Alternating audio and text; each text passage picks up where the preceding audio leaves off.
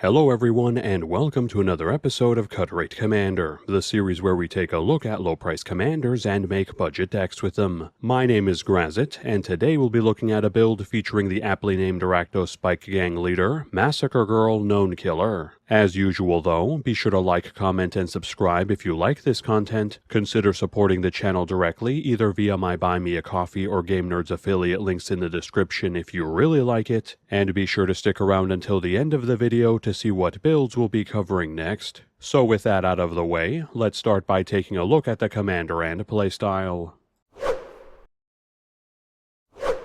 Massacre Girl Known Killer is a 4/4 human assassin with menace that costs 2 and double black that has the following 2 abilities. Firstly, creatures we control have Wither, and secondly, whenever a creature an opponent controls dies, if its toughness was less than 1, we draw a card.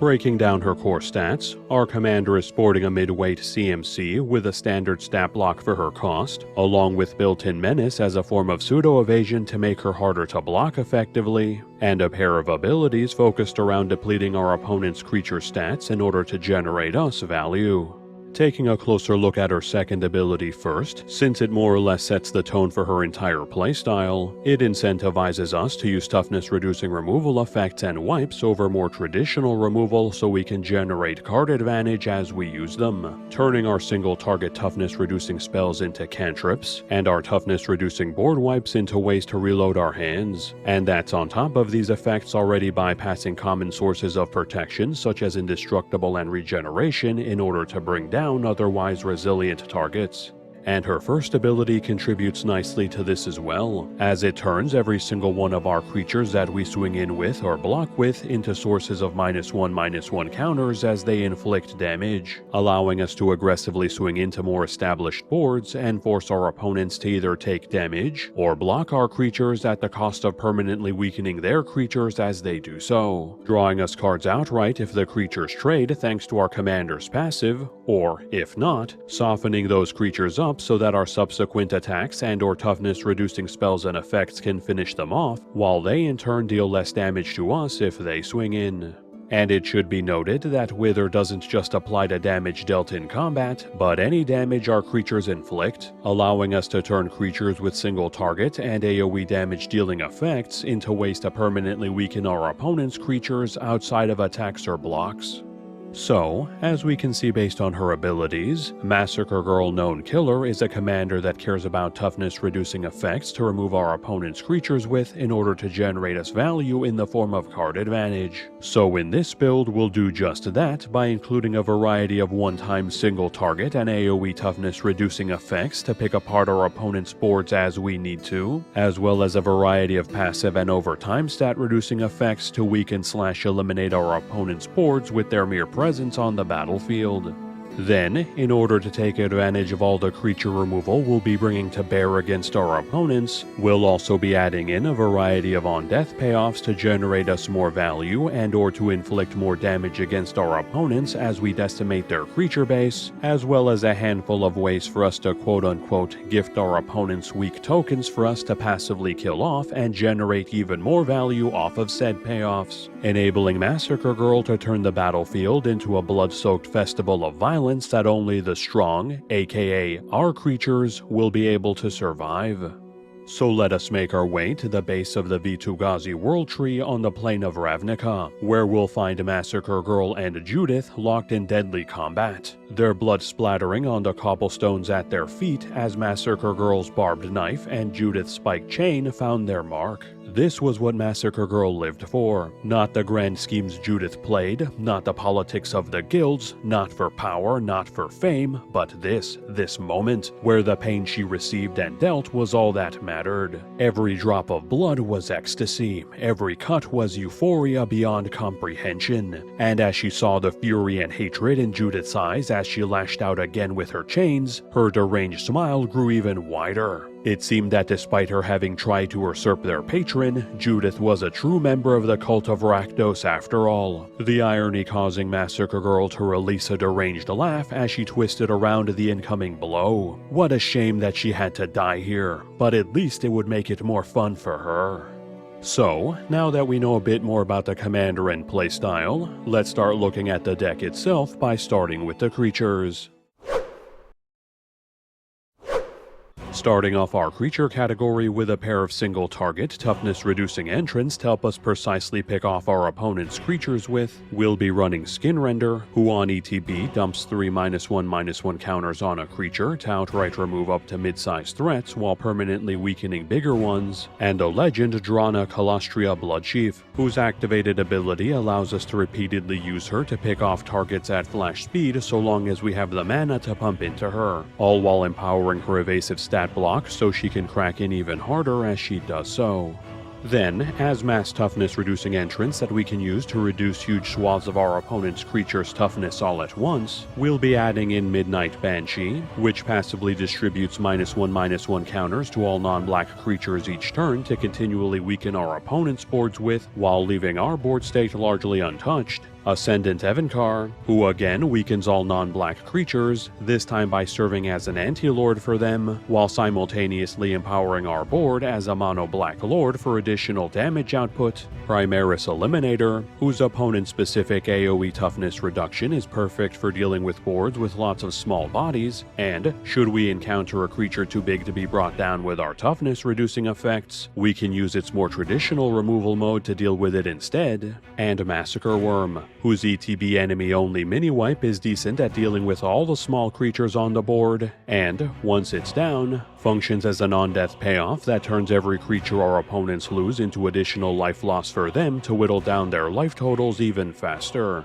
And then, as some more symmetrical AoE toughness reducing entrants to wrap up this slot, we'll be adding in Karavek the Spiteful, whose anti-anthem may affect our creatures, but that's a sacrifice we're willing to make in order to remove X1s as soon as they come down, and make all our other toughness reducing effects more effective against the survivors. Soul Snuffers and Carnifex Demon, whose board-wide -1/-1 counter distribution as they either come down or as we activate them respectively further soften up boards, while letting us make better use of the handful of proliferation sources we'll be running so they don't have to entirely rely on us dealing combat damage. Demon of Dark Schemes, whose ETB mini-wipe is again good at clearing the entire board of small creatures, and, as a bonus, functions as a repeatable reanimation source as creatures die off that we can use to reanimate both our and our opponent's best creatures with. And lastly, the original Massacre Girl, who provides the build with a toughness reducing board wipe that will hopefully proc her new version and all our other on-death payoffs multiple times before reducing the board to just herself.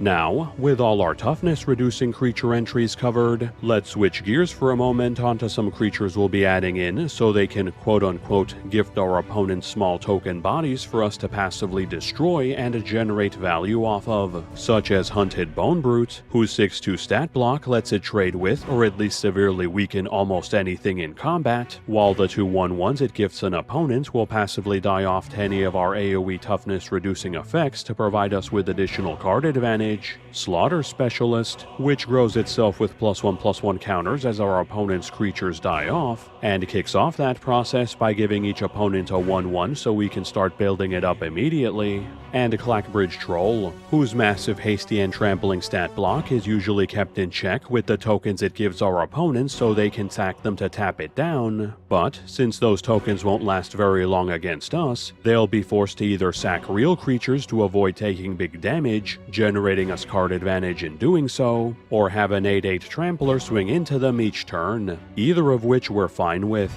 Then from there, it's on to our arsenal of on-death creature payoffs to help generate us more value or inflict additional damage onto our opponents as they lose their creatures to our removal effects, with the former camp consisting of Morbid Opportunist and Harvester of Souls, both of which generate us repeatable card advantage as our opponent's creatures die off to keep our hands nice and full, and a latter camp containing Blood Artist, Falconwrath Noble, and Sir Conrad the Grim, all of which turn every casualty our opponents suffer into more life loss for them as we tear apart their boards, as well as Yahenni Undying Partisan, who grows into a bigger and bigger threat each turn as our opponent's creatures die off by loading themselves up with +1/+1 counters, and, should we need to, can even protect themselves from destruction by sacking a creature so we can keep swinging in with them. And finally, to close out our creature base, we'll be adding in some miscellaneous value-focused entrants to our ranks to help pad our core stats, such as Cryptghast and Dread Presence to weaponize our swamps by letting us use them to double up on our mana production and or to draw cards and deal damage, with the latter making fantastic use of our commander's Wither granting to distribute -1/-1 counters instead, and Solemn Simulacrum as a generic but still useful source of value that provides ramp as it comes down, -1/-1 counters as it inflicts damage in combat, and cantrips upon death to replace itself. That covers all our creatures, so let's move on to our instance. It's almost all toughness reducing spot removal as we enter our instant category, so we can get the maximum value out of our commander's ability to turn said removal into cantrips. Those being Black Sun's Twilight and Slice from the Shadows as X spells with upside that either reanimate one of our creatures if we pump enough mana into it, or bypass counter spells to help combat against more control heavy builds. Defile as cheap toughness reduction that scales off the number of swamps we have in play to take maximum advantage of us being in mono black, Tragic Slip as a cheap follow-up to our other removal or as we or our opponents take losses to bring down anything with its -13/-13, and Grasp of Shadows, Bloodline Culling, and Join the Dead as a trio of more traditional toughness reducing spells with occasional upside, in the form of either being able to deal with boards of tokens or becoming more powerful as our graveyard fills up with permanents. Then, as a pair of part toughness reducing removal and part counter multiplication spells, we have Whisper of the Dross and Grim Affliction, both of which inflict either a small temporary or permanent stat loss to a creature, but we're primarily running for the proliferation they bring to the table to help us load up our opponent's creatures with even more -1/-1 counters. And then as our only AoE source of stat manipulation in this category, and only other instant, we have Sudden Spoiling, which may not technically bring down our opponent's creature's toughness like our other entries do, but its ability to turn all of target opponent's creatures into 0/2s at flash speed not only makes said creatures much easier to run over with our own after blockers are declared, but also brings them into range to be completely wiped out by our AoE -2/-2 or better effects while completely denying our opponents of their abilities. That covers all our instants, so let's move on to our sorceries.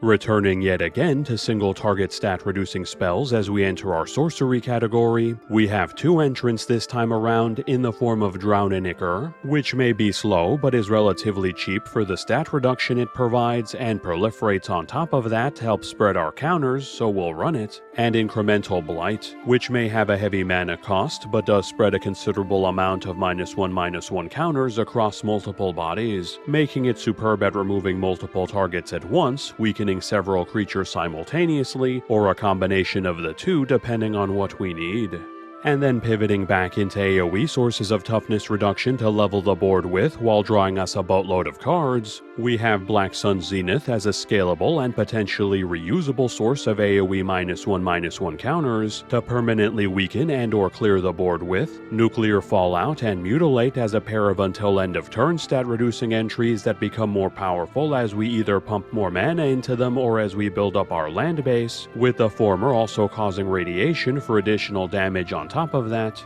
and Yahenni's Expertise as a mini-wipe that lets us deal with up to mid-sized creatures, while generally leaving our commander alive and netting us a free CMC 3 or less spell as a bonus. And lastly, to help pad the non-removal side of our core stats, we'll be running Night's Whisper and a Sign in Blood, both of which are cheap and effective sources of mono-black draw to help us dig for more resources outside of our commander's effect if and when we need to. That covers all our sorceries, so let's move on to our enchantments.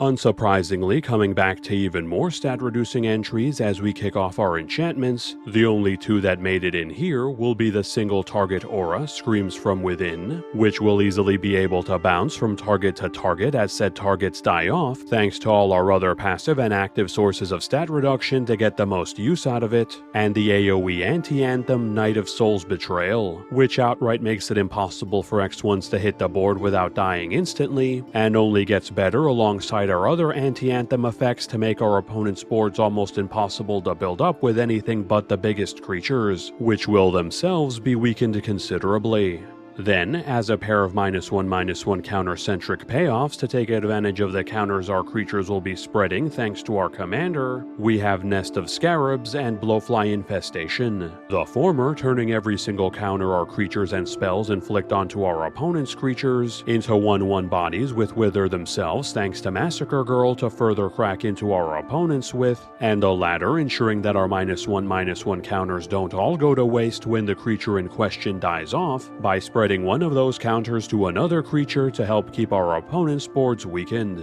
And then to wrap up our enchantments, we'll be slotting in Black Market as a ramp source that, while it may take a bit to build up, makes full use of all the removal and wipes we'll be running by providing us with more and more mana as we pick apart our opponent's boards, and Phyrexian Arena as a generic but undeniably good source of repeatable card advantage to ensure we don't run out of resources. That covers all our enchantments, so let's move on to our artifacts. Opening up our artifacts with our build's penultimate single target stat reduction source, we have Contagion Clasp, whose ETB -1/-1 counter distribution is serviceable at getting our game plan rolling by picking off a small creature, but we're primarily running as a repeatable source of Proliferate to help multiply the counters we get on our opponent's creatures throughout the course of the game to weaken them even further. Then, as one last way to gift our opponent's tokens, we'll be adding in Genesis Chamber, which nets everyone a free 1/1 as their creatures enter play, giving us more bodies with Wither to crack in with, and our opponents more low toughness bodies for us to run over and generate value off of. And then, as our final pair of on-death payoffs in the build, we'll be running the equipment, Blade of the Bloodchief, and Tarian Soul Cleaver, both of which grow the equipped creature with +1/+1 counters as other creatures die off, which not only enables our already big creatures to crack in even harder as we pick apart our opponent's boards, but also gives us a way to build up our smaller creatures so they can survive against our symmetrical anti-anthems and board wipes. Now, staying on the equipment game plan for a moment, but pivoting from making our creatures bigger and onto keeping them alive for longer, we'll be adding in Lightning Greaves, Swiftfoot Boots, and a Champion's Helm to our artifact arsenal, all of which provide Massacre Girl with much needed targeting protection to keep her alive against our opponent's inevitable attempts to remove her, with the first two also granting her haste so she can start cracking in and distributing -1/-1 counters as soon as she comes down, while the third gives her a solid stat bump that she can use to distribute more counters while making it easier for her to survive combat. And finally, we'll be closing out our artifacts with a selection of choice ramp sources to help speed up our mana base with, namely the inexpensive Mana Rocks Soul Ring, Arcane Signet, Charcoal Diamond, and Mindstone, the slightly more expensive Mana Rock Worn Power Stone, and a land ramp source Wayfarer's Bauble to help us get to our commander and higher CMC spells as quickly as possible, along with Thought Vessel and Decanter of Endless Water to quicken up our mana base even more, while simultaneously removing our maximum hand size limit to ensure all the draw that our commander provides us with doesn't go to waste. That covers all our artifacts, and since we won't be running any planeswalkers in this build, let's instead jump straight into our battles. Invasion of Innistrad will be the lone battle we'll be running in this build, whose front face functions as an expensive but powerful flash speed single target stat reducing source that will put down even the biggest of creatures, and, should we choose to attack it over our opponents, turns into a repeatable source of graveyard hate that nets us more withering bodies to build up our board with, which is always useful to help keep the pressure up and to combat against any graveyard focused decks we may come across. That covers our singular battle, so let's move on to our land base. As the only mana land we'll be running in this build, we have Myriad Landscape, which gives us one last bit of mana acceleration from our land slot to ensure we can get to our commander and other high CMC spells as quickly and as reliably as possible. Then, for utility lands, we'll be running Karn's Bastion as another repeatable source of Proliferate to ensure we can constantly multiply our -1/-1 counters, along with Reliquary Tower as an additional way to remove our maximum hand size limit so we don't overdraw. And finally, we'll be running 33 swamps as our basics to close out our land base. So, now that we've covered all the cards in the deck, let's take a look at this deck's breakdown. Looking at the stats that matter to our game plan, we have 17 single target sources of toughness reduction and 14 sources of AoE toughness reduction in order to get the maximum use out of our commander's ability to turn all of these effects into card advantage, 15 cards that care about our and our opponent's creatures dying to generate us even more value or inflict even more damage into our opponents as we use our toughness reducing spells, 6 cards that care about -1/-1 counters via either using them to generate us extra value, or multiplying them to get more usage out of them as our creatures inflict them onto our opponent's creatures in combat, 4 ways to give our opponents 1 toughness creatures to give ourselves more easy creatures to remove and proc our payoffs with, and 3 sources of targeting protection to help keep our commander and or other high value creatures alive so we can make use of their abilities for as long as possible. For general deck stats, we have 12 ramp sources, 8 card draw sources, 18 targeted removal sources, and technically 14 board wipes. Our draw being slightly below average due to our commander turning most of our removal and wipes into cantrips and draw, while our targeted removal and wipes are off the charts for the exact same reason. Though do keep in mind that most of our wipes either are actually mini wipes that only deal with small to mid-sized creatures, or are static/repeatable sources of AoE stat reduction that again only really deal with smaller threats initially while making bigger targets weaker. Looking at our mana curve, we have an average CMC of 3.16, leaving us with a mid-weight curve that wants to get Massacre Girl out as quickly as possible, and then use our overwhelming arsenal of stat-reducing effects to take control of the board and to generate us value, both from our commander and our Death Matters payoffs, turning the battlefield into a poisonous cesspool that can outright destroy weaker creatures and cripple stronger ones, until our opponents are sent to join their creatures via the tip of Massacre Girl's blade. Currently, this deck is valued at $64.94, not counting the price of basic lands or shipping. This price was calculated by using the cheapest listed marketplace price on TCG Player at the time of this recording. Now, if we would like to side grade our deck more in one direction or another without going over budget, we can consider replacing Phyrexian Arena with Harbinger of Night if we want less generic draw and more repeatable, albeit incredibly indiscriminate stat reduction via -1/-1 counter distribution, or perhaps exchange out Knight of Souls Betrayal for a Crow and Horse if we want less sources of stat reduction that affect our creatures, and more ways to give ourselves and our opponents tokens for us to turn into more -1/-1 counter distribution and value. Then, if we want to upgrade this build by going over budget, we can replace Primaris Eliminator with Drivnod Carnage Dominus, whose passive ability to let us double up on all our death triggers provides exceptional value, while his high power and often indestructible body functions as an excellent way to spread -1/-1 counters around alongside our commander. Hunted Bone Brute can be traded out for Spitting Dilophosaurus, who not only spreads -1/-1 counters around as it attacks, but also functions as a -1/-1 counter payoff by ensuring our opponent's counter-laden creatures can't block our own as we swing in. Harvester of Souls can be swapped out for Vraska Betrayal Sting, whose -0 is an excellent source of both repeatable draw and proliferation to both keep our cards in hand and counters on our opponent's creatures high, while her other abilities provide decent removal and a game-winning ultimate if we can get to it. And lastly, if we don't mind price gouging, we can bench the on-death payoff Falconwrath Noble for the better on-death payoff Necroskidder, who lets us reanimate every single creature that dies under our opponent's control with a -1/-1 counter on it under our control, essentially turning every single one of our creatures and counter-distributing spells into theft effects as well. Though do keep in mind that we'll be paying 2 to 3 times what this card was worth just 2 months ago if we want to add it to our arsenal.